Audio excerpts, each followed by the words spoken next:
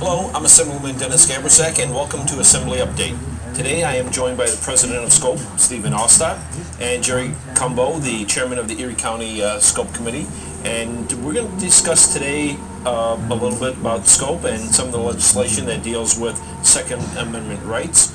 Gentlemen, thank you for joining us on the program. Thank you for having us. Thanks, Stephen. I know you've been here before.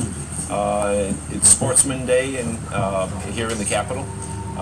We have sportsman exhibits from throughout the state. I know you have a table, so you're part of the goings-on today, and I know that everything that the various groups that are located here have various displays in terms of sportsman rights and things like that. So it's educational, number one for us, for the legislators, just to see the type of activity and what goes on, and the importance of really what sportsmen play in the state of New York. Can you tell us what SCOPE is and what SCOPE stands for? Yeah, SCOPE stands for the Shooters Committee on Political Education. Like you said, it is education, and what we're here to do is educate people and work with our legislators. We are a nonprofit membership organization that works in the interest of our members and New York State's gun owners and sportsmen to promote the right to keep and bear arms here in New York State. Let's talk a little bit now about some of the laws, the legislation in terms of New York State as it relates to guns. In terms of guns, do you need a permit to purchase a gun in New York State? In New York City, you'll need a permit to purchase any type of gun. Outside of the city limits, you need a purchase for a handgun or a pistol or revolver. Rifles and shotguns, you need to pass your federal background check to make sure you're not a prohibited person, but no permit is required. In terms of purchasing weapons across state lines, can that be done?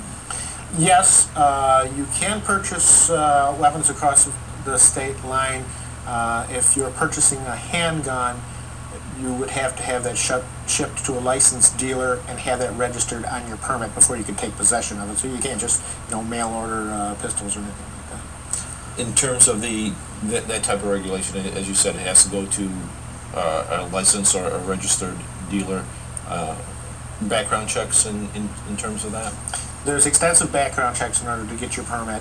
Anytime you purchase any type of firearm, you have to go through the federal NICS system, which is the National Instant Check System, to make sure that you're not a person prohibited from owning a firearm anytime you purchase any type of gun.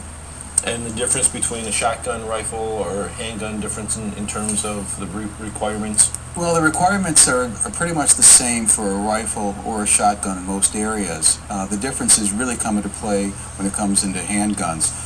But for rifles and shotguns, as long as they're of legal length, which is 16 inches for a rifle and 18 inches for a shotgun, aside from the background check that Steve already talked about, it's pretty uniform, except for when you get to New York City. But as far as each county has a lot of different rules and regulations when it comes to handguns, and each county looks at them differently and permits or issue differently, just as they are from state to state.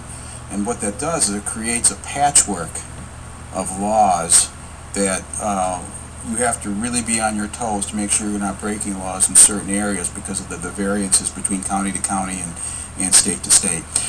That's an interesting point that you just brought up, Jerry, in terms of when you talk about the patchwork and the different laws or requirements as it goes from state to state. You talked about the difference between getting a license or some of the requirements between New York City and the rest of the state. If you're licensed, let's say in Erie County, how does that impact you, let's say if you're in New York City or somewhere else in the state? Well, the New York State license to carry pistol is good throughout the state except in the city of New York. So if you have unless you are specifically authorized by the commissioner in New York City, if you have a permit in New York City, that's good throughout the state, but not vice versa. That's interesting. You can see whether people can get themselves in trouble. Right, unknowingly. Unknowingly, yeah. Yeah, pretty innocently you do that. We just had a case recently where Nassau County had passed a local county ordinance banning colored guns. Some of the manufacturers are coming out with some designer guns, like a lady's pistol in pink, and they have some other different colors of rifles. And they passed a law in Nassau County that said if you have one of these colored guns, not a traditional color, you can be charged with unlawful possession, face a year in jail, and $1,000 fine for carrying a pistol that was good anywhere else in the state, that was registered, you've done all your background checks, and then when you go through that county, that you could be arrested. Fortunately, we've had that overturned on a lawsuit that enforced the state's preemption. So in other words, the state is the only one allowed to make all those laws, so there's a uniform system across the state. Yeah, I was going to say, it would seem to be beneficial for whatever entity within the state to try and, as much as possible, I guess, maybe get on the same page in terms of what the requirements, what the law is, so that someone does not unknowingly violate the law. You know, I think it's a little confusing, you know, without having the knowledge of knowing, you know, what the law requires in different counties. It can really cause some problems. You know, what the law requires in different counties, it can really cause some problems. Yeah. And I think we would want to stay away from that. Also, just on the age, in terms of, is there a minimum age for a requirement for purchasing a gun or getting a permit?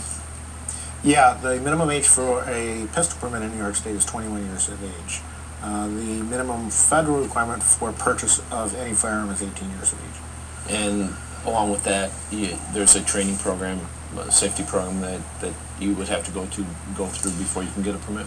For a pistol permit, in some counties they require training, in other counties they don't.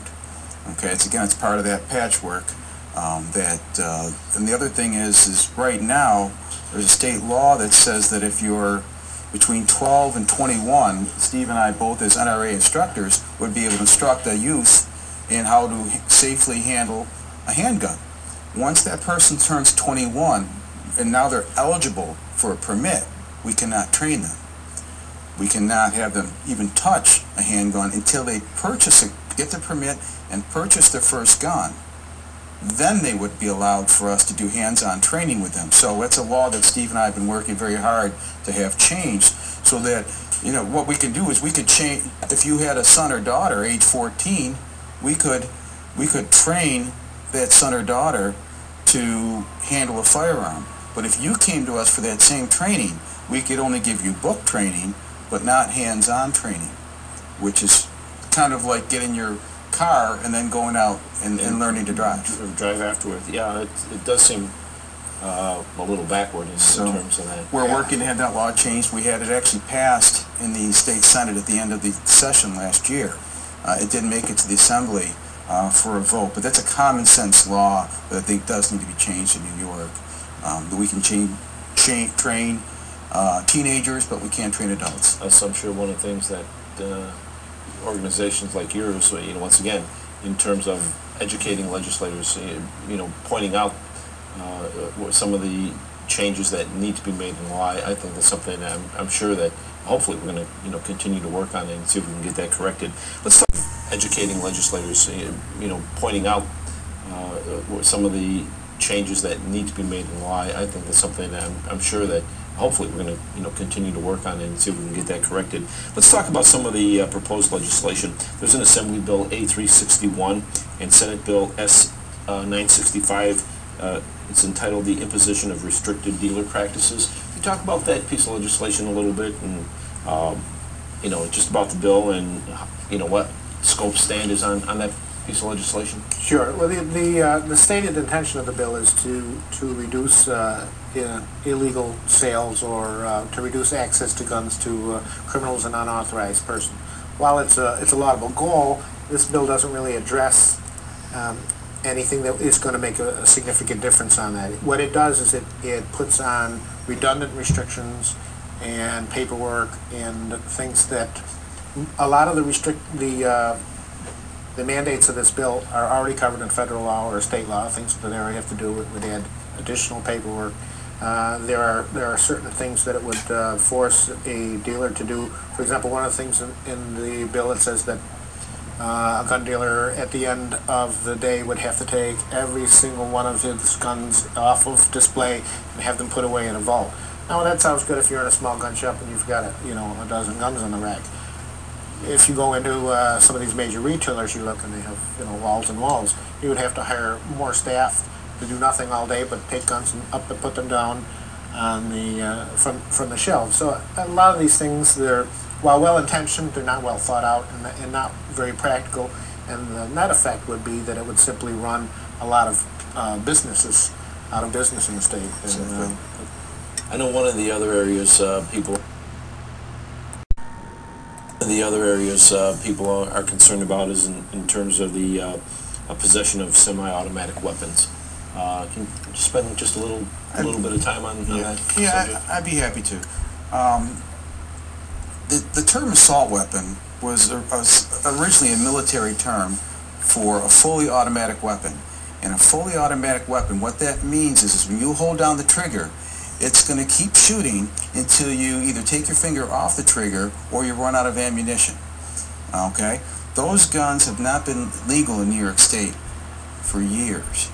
Okay? In some states they do allow with special permits fully automatic weapons, but in New York State that has been not permitted for years. So what we're dealing with, they're all semi-automatic weapons, which means each time you pull the trigger once, it fires a round. So our position is that it's a moving target, no pun intended, but a vague definition of the word assault term. We like to say that an assault weapon could be a brick. If I hit you in the head with a brick, I'm assaulting you, right?